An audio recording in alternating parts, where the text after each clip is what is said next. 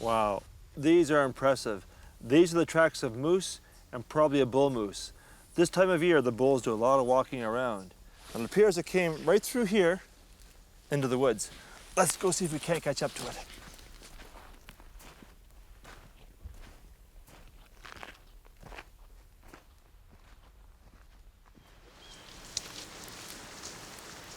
And that's a cow moose. I was hoping there was going to be a bull attached to her, but there wasn't. But this time of year, if a cow is wandering around, normally a bull's not too far behind, unless she's already made it.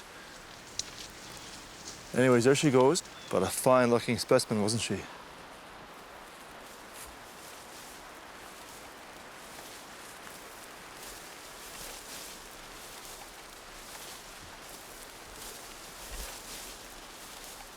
Isn't this color amazing? Here we are in Algonquin Provincial Park, one of the best places to be this time of year for the autumn colors. It's late September, but here in the park, there's much more than leaves changing. Right now, the park's biggest inhabitant has gone through a major change in behavior. Today on Wild by Nature, we're going to meet a jealous cow, an ornery moose, and also a man who really speaks the bull. Join me, Michael Runtz, as we explore the ageless rituals of the rut.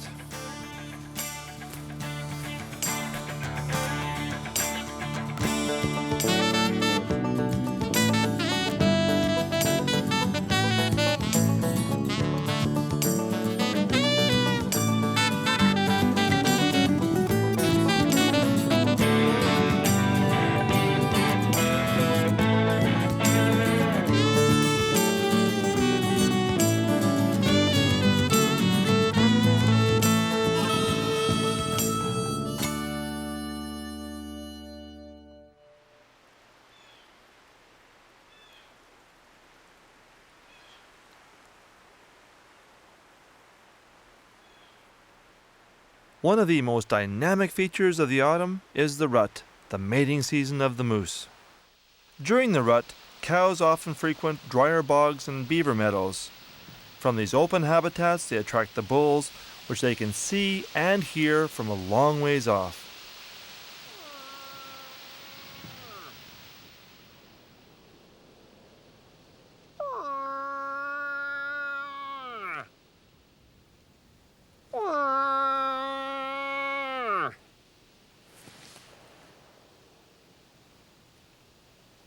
No response yet, but there are bull moose here. Right here is one of the signs that the moose are mating right now. This is called a rutting or wallowing pit. During the mating season, bulls use their front hooves, dig a hole in the ground. They pee in that hole and they lie down and roll in it. Not because they enjoy being covered in pee, but because their urine contains a special sexual perfume called a pheromone. During the mating season, a large part of the courtship is done through smells. Now, smells that we can't detect, but smells that moose can detect. Both the bulls and the cows use these pheromones. And right here is a pit that's been dug this fall, so somewhere around here, there is a bull moose. So back to the calling, see if we can't lure it out.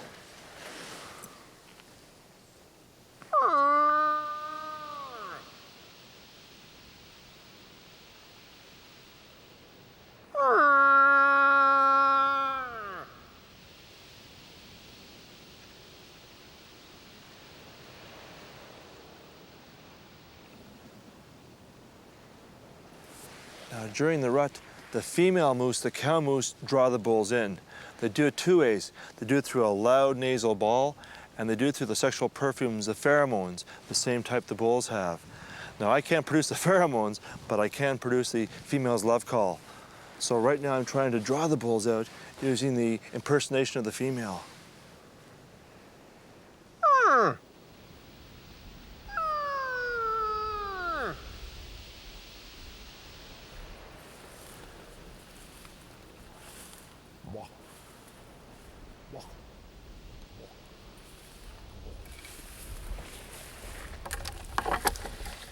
During the rut, the mating season, bull moose talk to other moose with their antlers.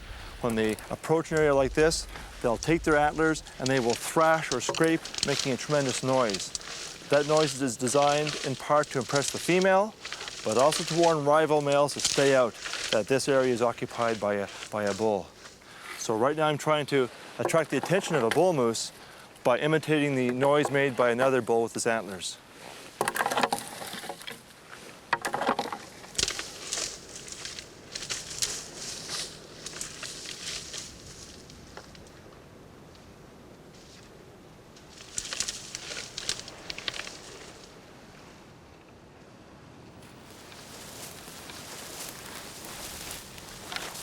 Look at this. There's evidence right here that a bull moose has been down. This is what thrashing does to a speckled alder. Now it's evening, not the best time for encountering bulls during the breeding season, but we'll come back here at daybreak and try calling for the bull that did this incredible damage to the tree.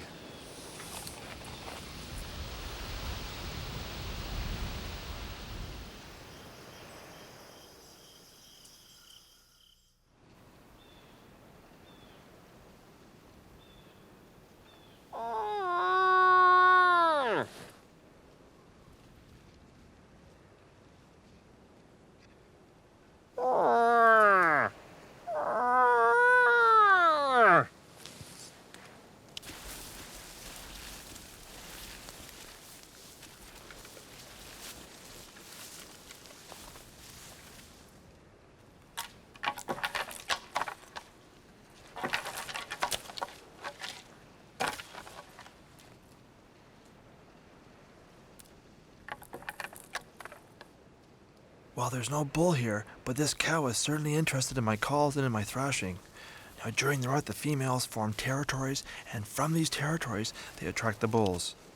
This cow may well perceive me as a rival cow, and she also may think there's a bull present, too. Now, I'll try another cow call and see what she does.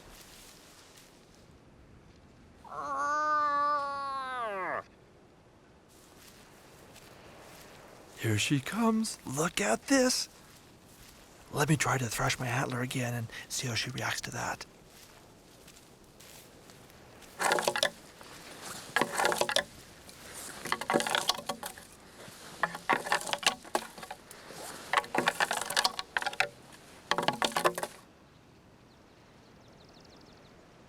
Oh, can you see her tongue? A moose's tongue pulls in scents from the air, and inside the mouth is a very special sensory organ that'll analyze all the smells, especially the pheromones carried by another moose, including the bull's.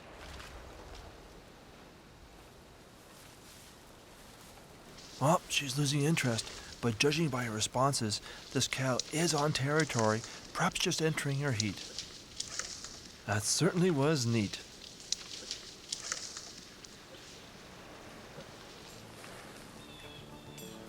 I'll move along and try to find a bull this morning before the sun's too high. After the break, a lot more bull.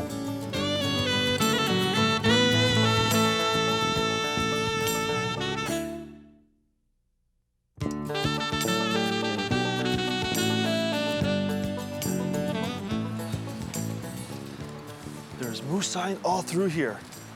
There are trails and a couple of spots where it's totally flattened down. Like right here. These are bedding areas. Now, a moment ago I heard a cow call from just across that creek.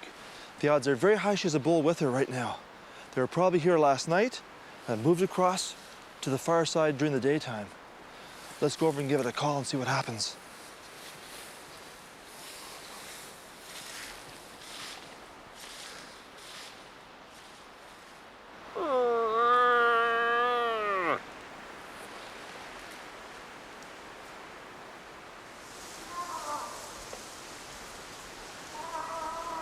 That's a cow moose.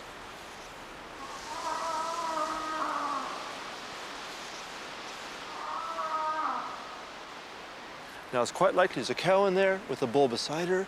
Those calls are very strong right now, and I think perhaps that they're actually nearing the mating act, if not doing it already. Cows mate once a year, usually mid to late September, early October even. When they call a bull in, they spend maybe 2 days together as a couple doing some courtship. and then finally they mate. The mating lasts 24 hours, not the actual act itself, but the period which they are mating. During that 24-hour period, they'll mate a number of times. Now, copulation is rarely seen. In fact, I've only ever seen it once. It often takes place at night and lasts for seconds only. Sound familiar? Anyways, after the one day of mating, the bulls finally get the idea that that's it, there's no more action coming, and off they go in search of other cows.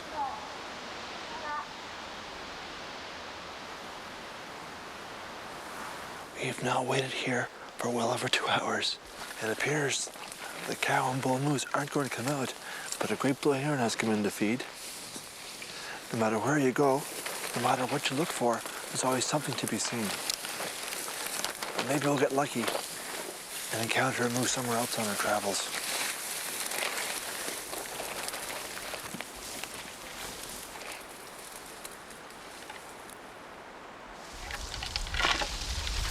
There's a very mature bull. He's now heading to a shrub. He's now thrashing his antlers in response to my thrashing. When I thrash, I'm a rival bull, perhaps competing for the same cow, and now he's thrashing in the shrubs over there in response to me.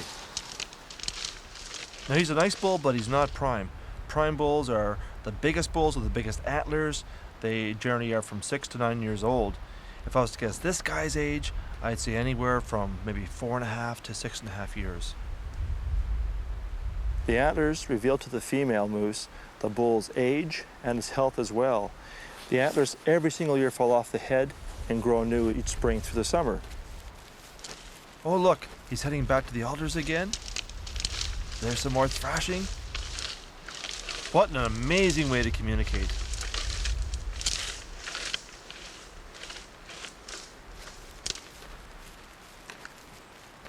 Now, as a bull ages, the antlers get bigger and the shape changes, until finally at about the age of 9.5 or 10, they change configuration again, and often the long points called tines on the antler become shorter, and the actual palm, the flat part, becomes more rectangular. So looking at a bull moose, the female can tell if he's prime enough, if he's an experienced suitor perhaps, and also if he's healthy or not, because these structures are full of bone. That's solid bone, and these grow one entire season. So to develop these antlers, a bull must be healthy. It takes a phenomenal sink of nutrients, of calcium and other nutrients, to create the structure right here, or in fact 2 of these structures.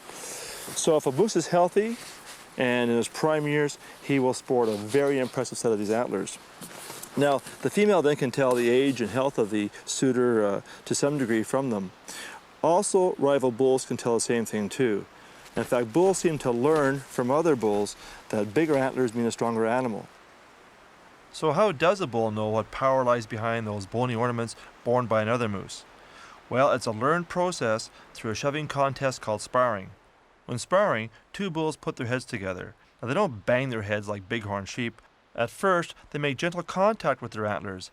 Then they begin to violently shove each other back and forth. Eventually, the bigger, stronger bull with the bigger antlers pushes back the smaller bull, which turns and the contest ends. Bulls learn that bigger antlers mean a bigger, stronger opponent. Now, I've seen a lot of sparring well after the rut, even December. It may well be that the memory of these contests is held into next year's rut. Now, when that bull moose saw or heard me thrashing my antler, he assumed I was a rival male, and he thrashed back in response. Thrashing an antler to a rutting bull is a very dangerous business. But I was taught by a very good teacher how to do it properly, and after this break, we'll meet the man who taught me how to speak the bull. I will give an example.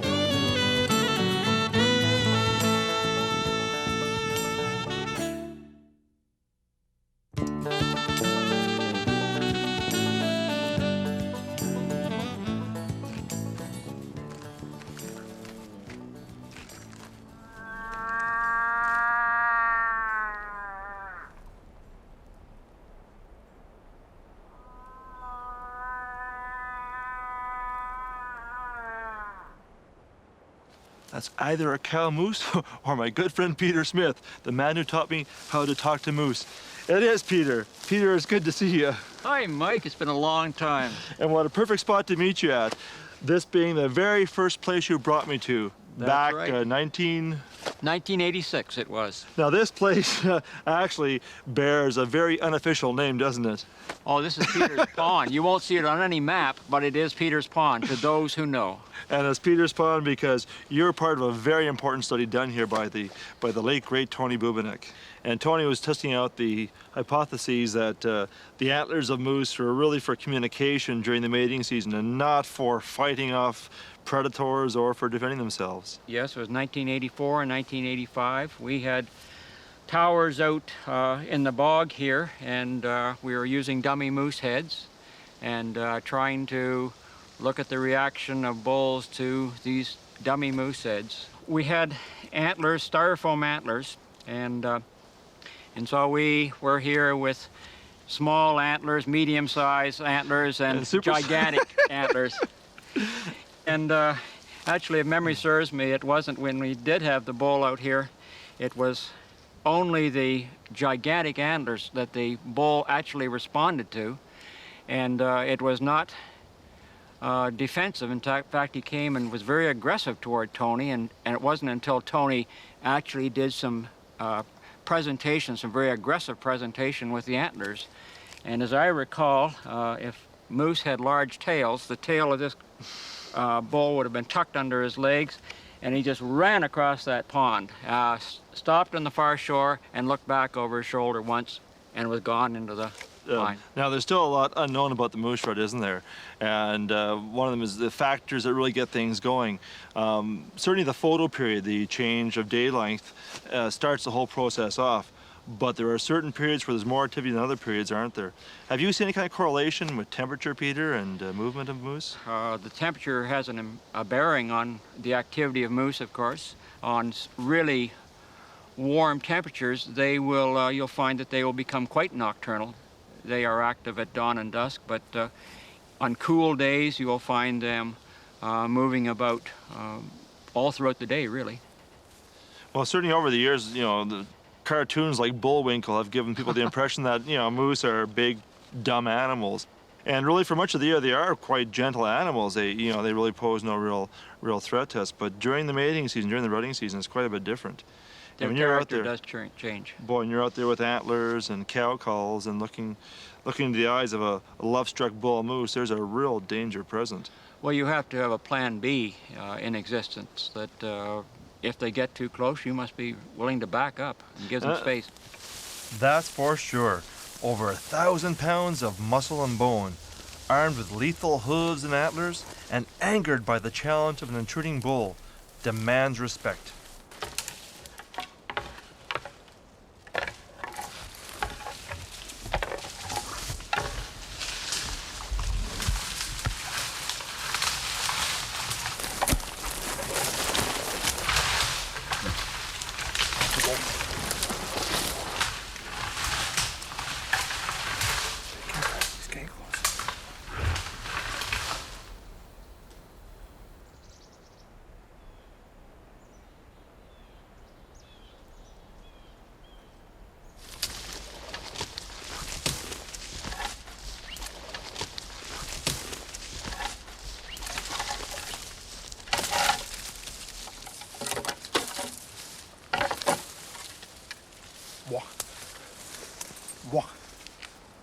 Walk.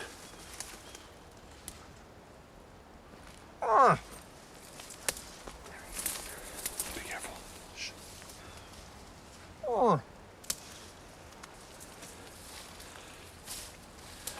There is a very large bull right up here. I want to stop calling and thrashing now. Don't want to get him aggressive.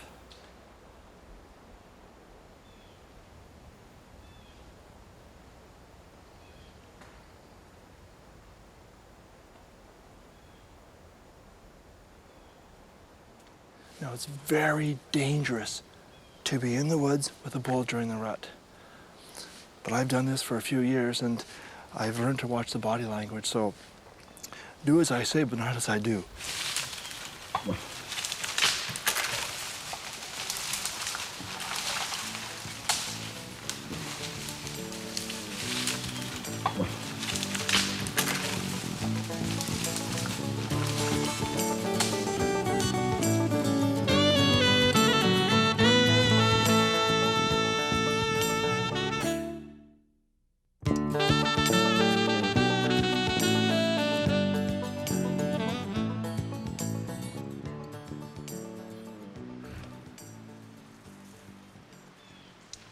During the rut, bull moose are something to behold.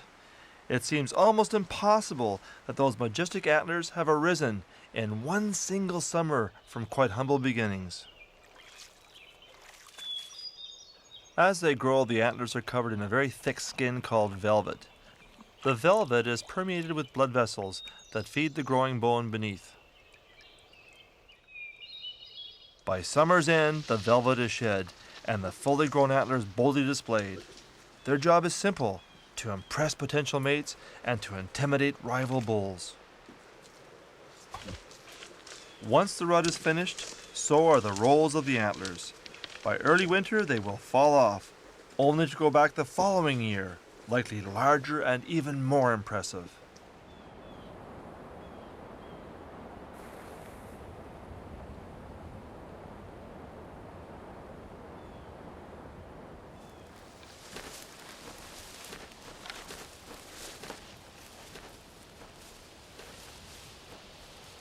Isn't that beautiful?